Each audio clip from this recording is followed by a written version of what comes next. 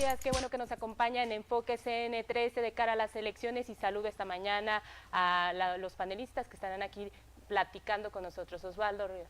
¿Qué tal? Muy buenos días, Liz, muy buenos días, compañeros de mesa. Eduardo González. Hola, buenos días a todos. Don Fernando Díaz de León. Buenos días, gracias por la invitación. Y Ángel Castillo, gracias. Buen día a todos, gracias.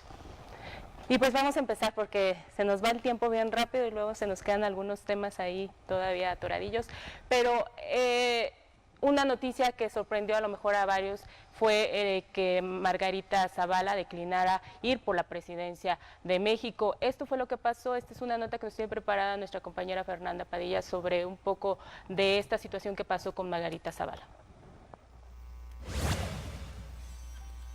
Margarita Zavala anunció este miércoles su renuncia a la contienda presidencial en lo que consideró un acto de congruencia política al analizar sus posibilidades reales en las próximas elecciones. Los congresistas opinaron sobre dicha declinación, incluso algunos aseguraron que apoyará al priista José Antonio Meade. Le quitará votos al PAN y le sumará a mí. Y ustedes lo van a vivir conmigo en unos días cuando Margarita sea parte del gabinete y del grupo de trabajo de Meade en estos días. El diputado Sergio Desfasiux Cabello agregó que el único beneficiado de esta renuncia será el candidato del tricolor, ya que son parte de las estrategias que se han venido dando dentro del movimiento del Grupo del Poder en México, lo cual calificó como acertado. Están intentando por todos los medios que López Obrador no sea el gobernante de este país, pero en lo personal creo que ya en México no hay para atrás. El próximo presidente de la República en México será López Obrador. Por su parte, el panista Mariano Niño Martínez no descartó la teoría de que el independiente podría darle su respaldo a Meade o a Ricardo Anaya. Sí, seguramente yo creo que puede tener más afinidad con él, o hasta con el mismo Meade. Sí veo muy complicado que ella se fuera a aliar con Andrés Manuel, ¿no? En ese sentido, el diputado Héctor Mendizábal Pérez indicó que espera que los votos de Margarita Zavala sean para Ricardo Anaya. Contundentemente ese apoyo deberá traducirse en una mejora en la posición de Ricardo Anaya, ¿no? Entonces a mí me parece que poco a poco ese voto se va a ir decantando y a mí me parece que después del segundo debate puede dar también otro brinco y poco a poco acercarse pues al puntero. Hay que reconocerlo, a mí me parece que las condiciones están dadas para que pueda ganar nuestro candidato de la coalición por México al frente, Ricardo Anaya. El congresista Jesús Cardona Mireles exhortó a los seguidores de Margarita Zavala a apoyar a Andrés Manuel López Obrador. Sin embargo, no descartó podría existir alguna táctica para unirse en contra del candidato de Morena. No sé si sea el inicio de lo que se ha venido diciendo de parte de Andrés Manuel López Obrador, que al final se van a juntar todos para ir contra Andrés Manuel López Obrador y contra Morena. Aún y aunque se sumen todos, difícilmente le van a ganar ya al licenciado Andrés Manuel López Obrador. Por su parte, Juan Carlos Segura Maldonado, candidato independiente al Distrito 6 local, lamentó esta renuncia, pero consideró que los independientes deben seguir hasta el final, aunque el panorama sea bastante desalentador para este tipo de candidaturas. Vamos a terminar con la frente en alto, con la honestidad que hemos participado y como hemos ido a tocar casa por casa desde un inicio, así queremos seguir haciendo. Lástima, es decepcionante, pero pues fue cumplir las firmas, no fue nada fácil, fue mucho requisito y para dejarlo así, pues queda que pensar con la gente que confió en ella. Con imágenes de Adrián León para CN13 Noticias, Fernanda Padilla. Bueno, ¿y qué opinan al respecto? Esta salida de Margarita Zavala de la contienda, ¿a quién va a beneficiar? ¿O a quién va a perjudicar? Las preferencias, las personas que iban a votar por ella, ahora ¿por quién irán a votar, don Fernando? Yo creo que de entrada muy lamentable, ¿no?, la declinación de Margarita, porque deja un espacio hueco en la participación de las mujeres. Pero bueno, era una situación ya prevista. Desde que inicia la campaña y no repuntaba en su presencia, yo creo que ya estaba más que cantado, ¿no? Ahora, ¿a quién beneficia? Hay varias opiniones muy encontradas.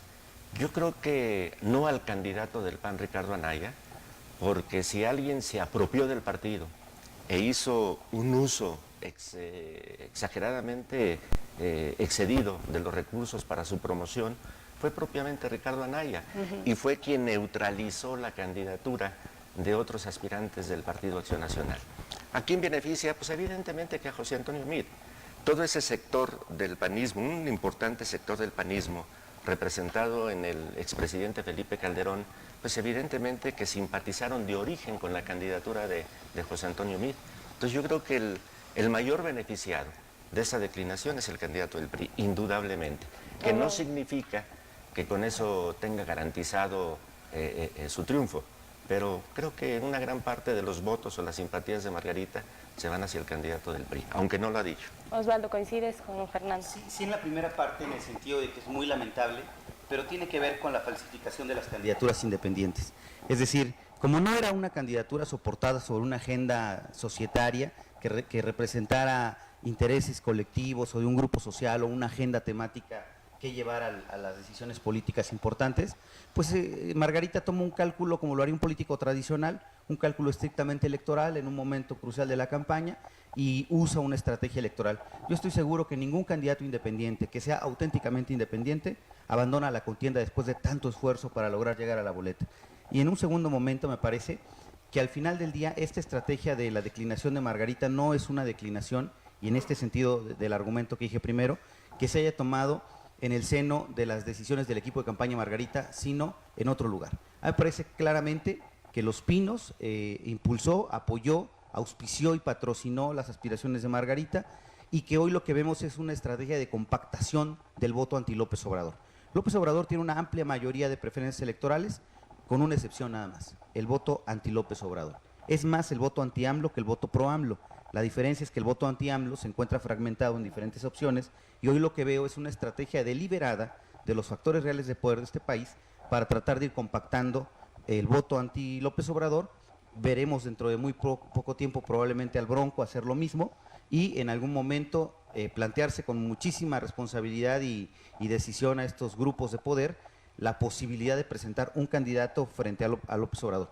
Concluiría con esto. En México, a diferencia de muchos países de América Latina, no tenemos segunda vuelta electoral, es decir, una decantación entre dos punteros después de la primera votación.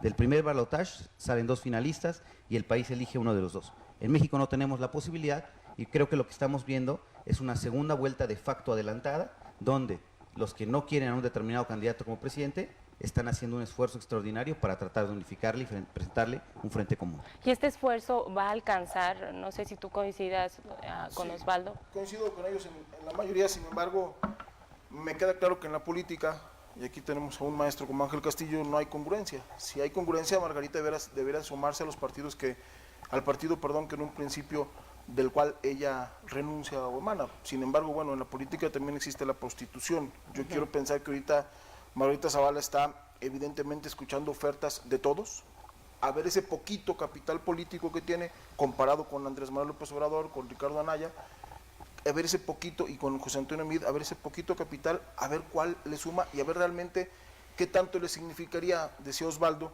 que se suma un poco hacia el lado de Meade. Yo quiero pensar que ni con Meade no levanta, ni aunque se le sume Margarita, ni el Bronco, Entonces realmente habrá que ver, futureándole un poquito, qué tanto va a servir esta renuncia y qué tanto fue simplemente un espejo, una bomba de humo. Ángel. Creo que coincido con las opiniones que se han dado aquí. Margarita Zavala está haciendo una pieza de una estrategia que trata de que la contienda cierre polarizada, es decir, una elección entre dos. Sí creo que acabará inclinándose por José Antonio Meade. Hay que recordar que Anaya agravió muy fuerte a todo el grupo de Calderón y de Margarita Zavala. Me parece que es un esfuerzo desesperado por intentar que Meade suba al segundo lugar. Se ve difícil en las encuestas, trae 15, 20 puntos de diferencia, y creo que en ese sentido pues Margarita no quiere cargar con el peso del juicio de la historia, en el sentido de que haber fracturado como posibilidad el voto del PAN manteniéndose en la contienda hubiera propiciado que López Obrador avanzara aún más. Cuando se retira ahora de la contienda, creo que lo que hace es favorecer a otro candidato muy cuasi priista, diría yo, más cercano al PAN, que es José Antonio Meade, y en ese sentido hoy Margarita tendrá sus 5 minutos de gloria. Empezará obviamente la subasta de a quien entrega su capital político, como hemos visto en estos últimos días, en estas horas. Ya hay ofertas por parte de Anaya y de Meade para que se sume a la campaña, y esto, pues de lo que se trata es justamente de hacer un bloque donde en primer lugar puedan desplazar a Anaya del segundo lugar y subir a Meade, y que eso permita cerrar en los últimos 15 días apelando al voto útil y al voto anti López Obrador para cerrar la contienda, y esto pueda justificar el que probablemente tenga todavía posibilidades José Antonio Meade. Yo lo veo difícil.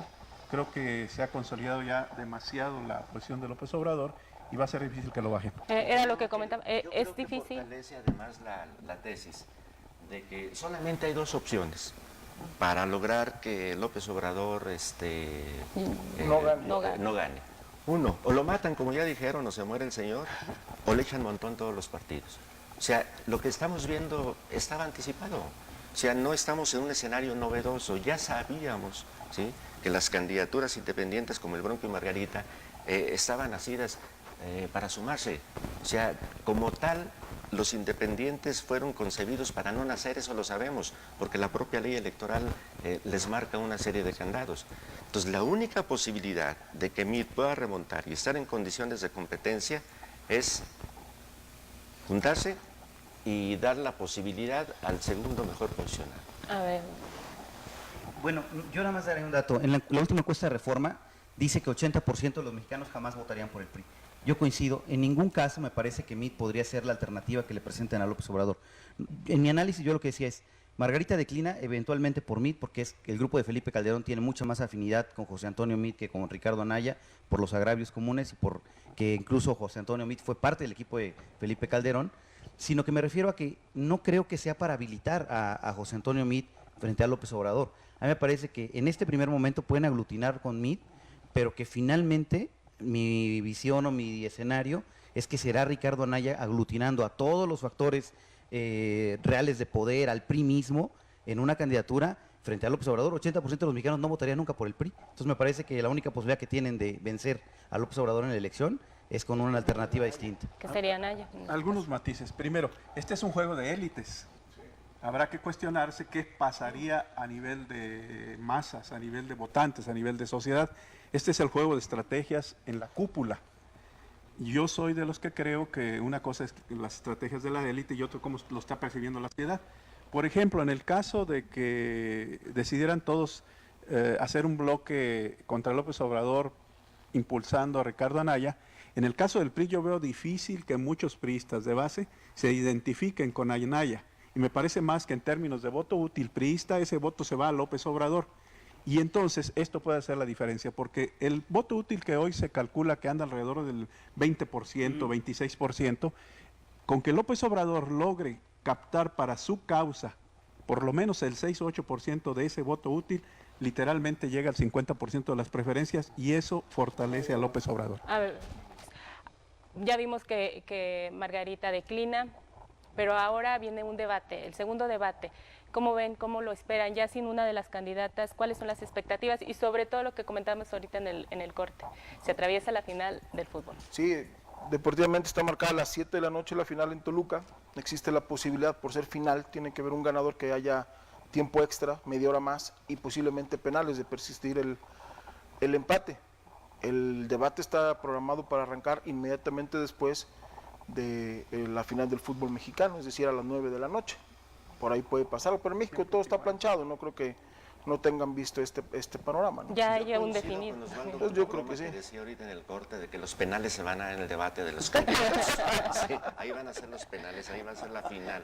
Creo que sí se va a ver, creo que sí se va a ver afectado el debate. Es un horario, sobre todo para el centro del país y sur del país, muy incómodo. El debate, hay que decirlo, es en Tijuana, a las 9 de la noche.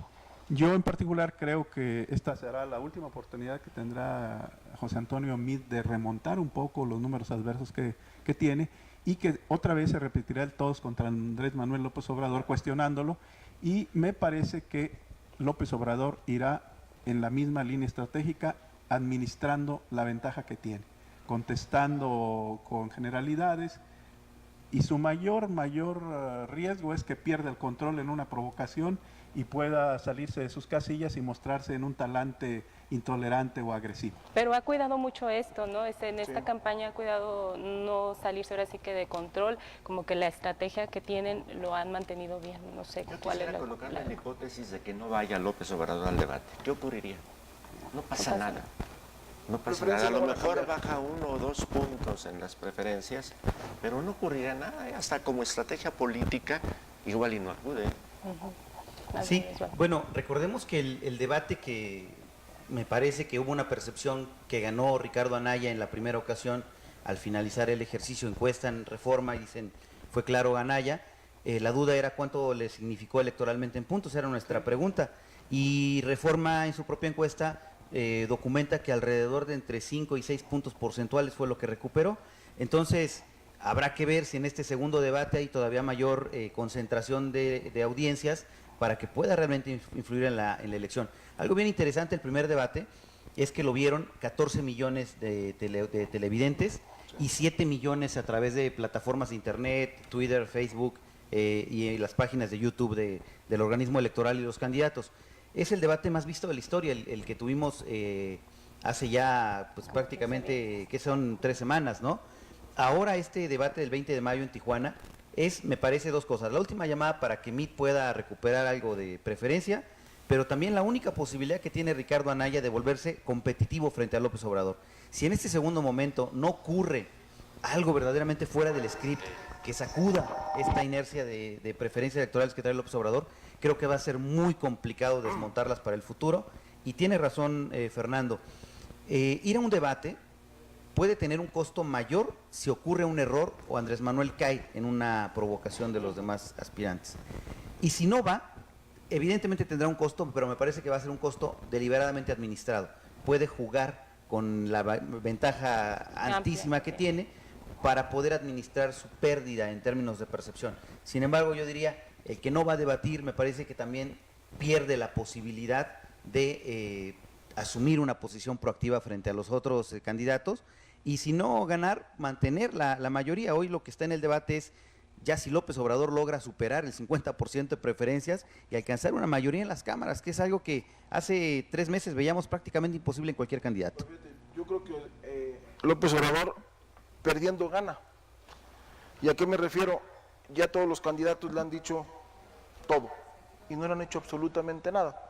Yo creo que va a ser una copia, a diferencia del pasado, que ahora sí va a haber gente del público, dizque sorteados por la autoridad electoral, y no le va a pasar absolutamente nada. López Obrador, yo creo que llega, estuvo en un programa en Televisa, y no le hicieron absolutamente nada. Yo creo que ya llega muy mentalizado a lo que dices, Osvaldo, a no perder precisamente la cabeza y a dejar que le van a seguir diciendo de todo, y va a seguir en la misma postura él, ¿no?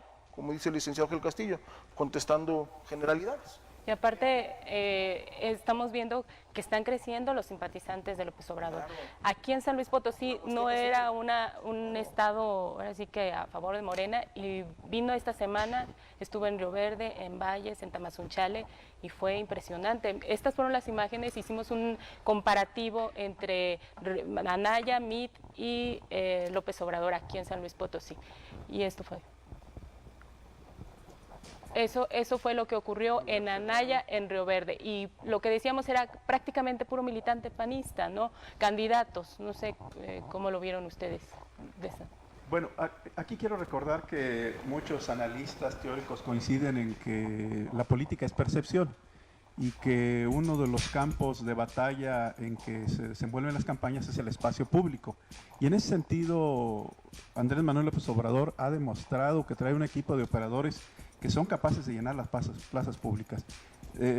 Fortalece primero la idea de que Morena ha crecido mucho en San Luis Potosí, que trae un apoyo popular muy sólido. Si se compara contra los eventos de MIT en la Huasteca, tanto en Tamazunchale como en Valles y en Río Verde, obviamente sale ganando, el PRI sale exhibido.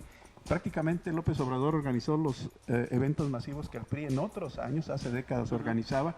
Y esto deja la impresión a nivel de percepción de que Andrés Manuel López Obrador ha ganado terreno en San Luis Potosí. Lo vemos en Río Verde, también prácticamente es militancia priista, ¿no? Pues fíjate una cosa, yo difiero un poco, Ángel, en cuanto a que los operadores, Morena no tiene una estructura capaz de hacer una movilización de esa. Yo creo que es la propia personalidad del candidato la que atrae. Es un hombre taquillero, López Obrador, la verdad. Y yo creo que lo que jaló esas concentraciones, ese carisma que tiene el hombre, fue lo que jaló las concentraciones que fueron apabullantes en Tamazunchale y en Valles y en Río Verde. En Valles, a ver. A mí me parece que a llevar gente a las plazas públicas nadie le va a ganar a López Obrador. Pasó con Cuauhtémoc Cárdenas en el 88 y pasó con Cuauhtémoc Cárdenas en el 97, y sin embargo llenar las plazas públicas no significa ganar automáticamente las elecciones. Me parece que coincido con Liz en el sentido de que lo que vimos con Morena en Tamazunchale, Valles y Río Verde es importante como experiencia histórica. Jamás Morena había tenido, o un candidato de izquierdas en San Luis Potosí, que es un estado que se ha considerado tradicionalmente como conservador, la capacidad de convocar a tanta gente de manera espontánea, porque también hay que decir que hay un trabajo de operación, pero es mucha mayor la cantidad de gente que va por su propia voluntad ante un fenómeno que es López Obrador. A mí me parece que lo importante o lo muy destacable de este tipo de comunicación política es que López Obrador ha pasado de ser una posición ideológica en el imaginario colectivo de la gente a volverse una suerte de sentimiento respecto del poder del PRI o el gobierno del PRI. Y ese sentimiento se contagia y genera esta suerte como de estridencia de las masas, ¿no? Para ir a ver al que puede derrotar al partido, ¿no? Se ha vendido muy bien. Es el candidato antisistema, concentra una buena capacidad de movilización y sin embargo, insisto, no necesariamente en la historia los candidatos que llenan las plazas ganan las elecciones. Nada más como un apunte que no olvidemos, ¿no? Aunque aquí ya lleve un buen porcentaje en las encuestas, podríamos... Yo creo que justamente ese es el comentario que quería hacer yo.